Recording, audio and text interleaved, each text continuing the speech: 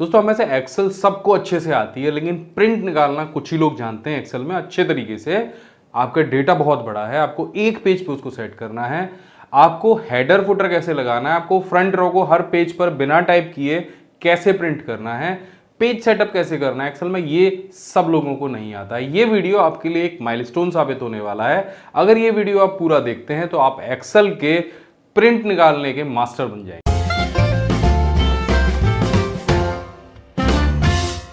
नमस्कार दोस्तों, मैं अभिमन्यु भारद्वाज आपका स्वागत करता हूं my big gate smart class में। इस चैनल पर मैं आपके लिए लेकर आता रहता हूं कंप्यूटर टेक्नोलॉजी से जुड़े हुए ढेर सारे टिप्स और ट्रिक्स। तो अगर आप नए हैं, चैनल सब्सक्राइब कीजिए, बेल आइकन दबाइए, उसी से आपको लेटेस्ट वीडियो के नोटिफिकेशन मिलने वाले हैं। और इस वीडियो में हम जानने वाले हैं एक्सेल में प्रिंट कैसे निकालते हैं। तो जैसा कि आप यहाँ पर देख सकते हैं, मेरे पास एक स्कूल की डेटा शीट है जिसमें उनके सब्जेक्ट्स के जो अंक हैं वो लिखे गए हैं। मार्कशीट भी हो सकती है जहाँ पर एक साथ सभी का डेटाबेस सेट किया जाता है। देखने वाली बात यह है कि यहाँ पर जो कॉलम है वो 18 हैं और जो रॉ की संख्या है वो आपको यहाँ पर 60 दिख रही होगी।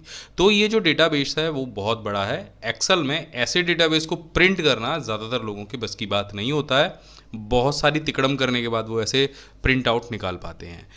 इस वीडियो को देखने के बाद आपको सारे डाउट्स क्लियर हो जाएंगे एक्सेल में प्रिंट कैसे करते हैं, और ये आपके लिए बहुत इंपॉर्टेंट है। तो पूरा वीडियो देखिएगा।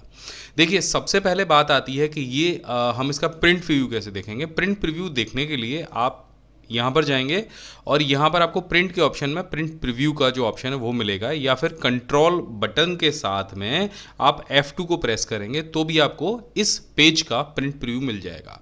अब पहली बार जब आप प्रिंट प्रीव्यू देखेंगे अपने डेटाबेस को बनाने के बाद, तो आपको इस तरह का दिखेगा। यहाँ पर जो डेटाबेस है वो बिल्कुल भी ठीक से नहीं आ रहा है। तो इस पेज को ठीक करने के लिए आप जाएंगे पेज सेटअप पर, और यहाँ पर आपको स्टार्टिंग में जो ऑप्शन मिलेंगे उसी से आप सारी सेटिंग्स को ठीक कर सकते हैं। यहाँ पे 4 सेटिंग आपको दी गई हैं। पहला पेज, दूसरा मार्जिन, तीसरा हेडर फुटर और चौथा शीट। तो बस ये चारों चीज़ अगर आपको आ गई तो आप मास्टर बन गए एक्सेल में प्रिंट आउट निकालने के। तो चलिए पहले वाले ऑप्शन से चलते हैं। यहाँ पर अगर इस तरह का पेज है, आपका डेटा आउट जा रहा है पेज से, तो सबसे पहले तो इसको लैंडस्केप कर लीजिए। लैंडस्केप करते ही आप देखेंगे जो डेटाबेस है वो आपको कुछ इस तरह का दिखाई देने लग जाएगा। तो अब ये जो डेटाबेस है वो लगभग 80% आपके पेज पर सेट हो गया है, लेकिन नीचे वाली शीट्स पर ये आउट जा रहा है। तो अब ये जो हमारा पूरा हेडर है ये हमको एक ही शीट पे लेके आना है। जो आधा कट रहा है ना, यहाँ पे ये जो हिस्सा जा रहा है परसेंटेज, ग्रेड और रिजल्ट वाला, ये जो कॉलम यहाँ पे नहीं आ रहे हैं उनको भी एक ही पेज पे लेके आना है। तो अब इसको ठीक कैसे करेंगे। बहुत सारे लोग क्या करते हैं ना, ये कॉलम्स को छोटा करना शुरू कर देते हैं। अगर ऐसी कोई दिक्कत आ जाती है तो वो कॉलम को इस तरह से छोटा करना शुरू कर देते हैं, जो आपको बिल्कुल भी नहीं करना है। आपको सिंपल क्या करना है, इन तीनों कॉलम को इस पेज के अंदर ऐड करने के लिए आपको जाना है प्रिंट प्रीव्यू पर, और यहाँ से पेज सेटअप पे जाना है, और यहाँ पर जो एडजस्ट टू फिट वाला ऑप्शन है वहाँ पर आपको इसका परसेंटेज धीरे धीरे करके कम करना है। उससे वो वाला इफेक्ट आएगा जो जूम इन और जूम आउट में होता है ना, किसी पिक्चर को आप जूम इन और जूम आउट करते हैं, सेम वो इफेक्ट यहाँ पे आएगा। तो हम पहले 85% पर इसको सेट करके देखते हैं। देखिए, कॉलम नंबर 17 तक इस पेज में ऐड हो चुका है। इसके बाद फिर पेज सेटअप पे जाते हैं, थोड़ा सा और कम करते हैं, 80 पे करके देखते हैं।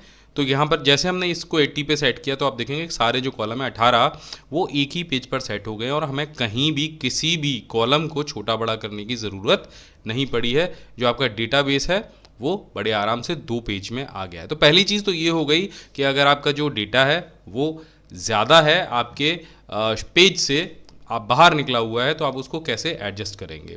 अब यहाँ पे तो ये हमने फिट कर लिया। अब इस ऑप्शन का क्या काम है, यानी फिट टू का क्या काम है। फिट टू क्या करता है, आपके सारे डेटा को आप अगर चाहें तो जो सारा डेटा है ना उसको केवल एक ही पेज पे सेट कर सकते हैं। सिंपल आपको करना ही है, फिट टू पे जाना है, 1 by 1 पेज को सेलेक्ट करना है और ओके कर देना है। तो आप देखिए आपको जितना भी बड़ा डेटा हो ना वो एक ही पेज पे सेट हो जाएगा।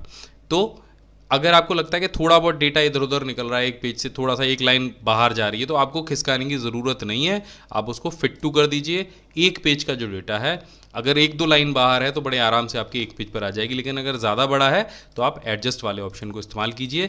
इससे आपका जो डेटा है वो बड़े आराम से आपके पेज पर सेट हो जाएगा।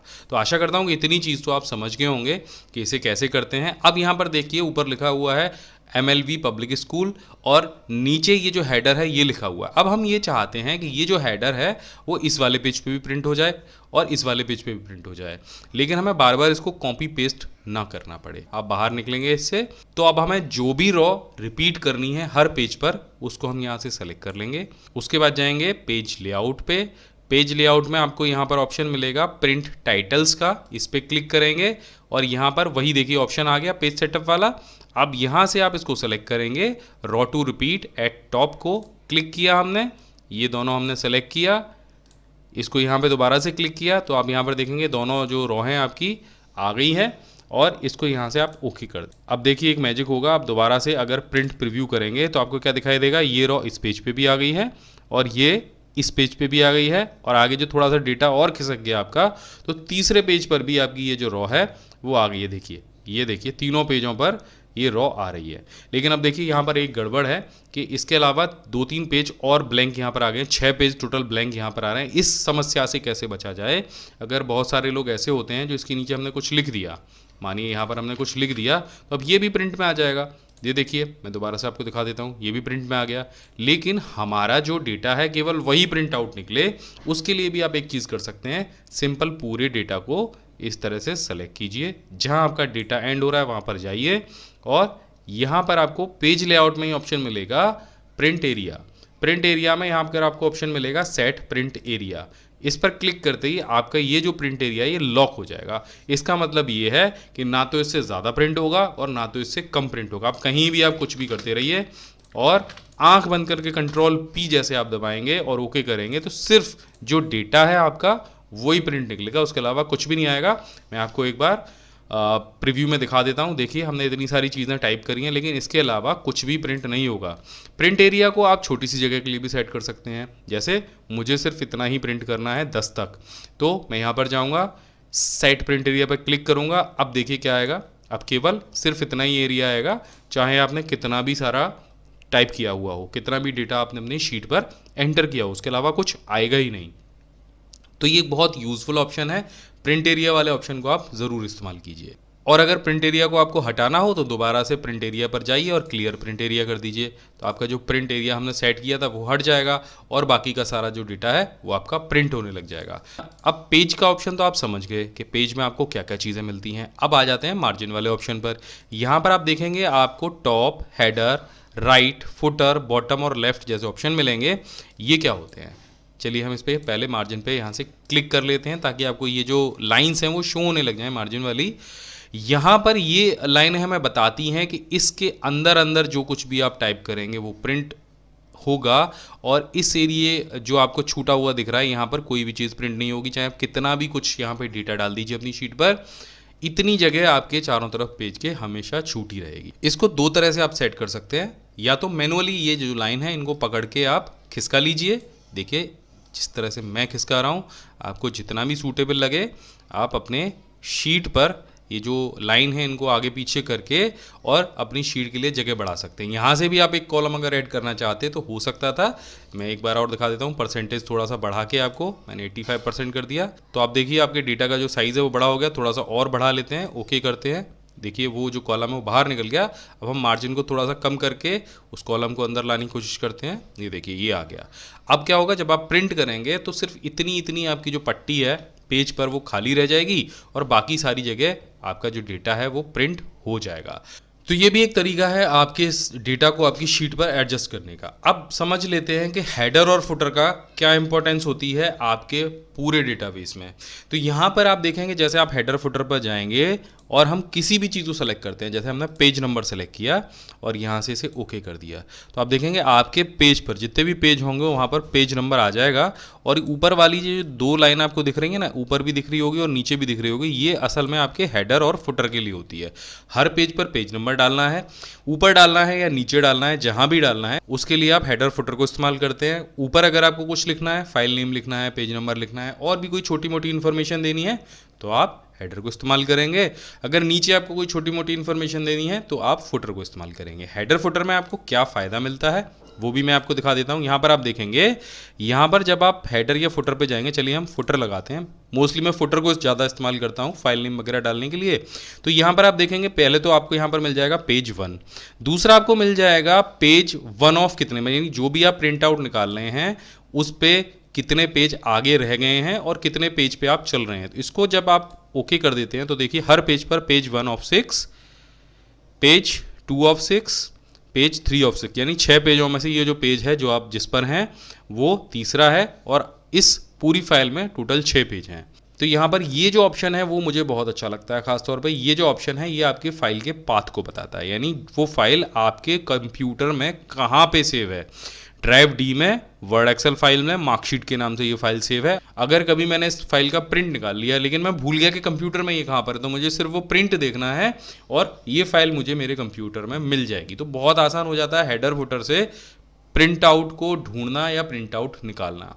तो ये जो ऑप्शन है प्रिंट आउट के लिए बहुत ही बेस्ट ऑप्शन है, मैं हमेशा यूज़ करता हूँ इसको। अगले ऑप्शन पे आते हैं। यहाँ पर आपको शीट का जो ऑप्शन मिलता है उसमें मैंने आपको बता दिया प्रिंट एरिया क्या होता है, रॉ रिपीट टू टॉप क्या होता है। अब यहाँ पर एक ऑप्शन बचता है column to repeat at left.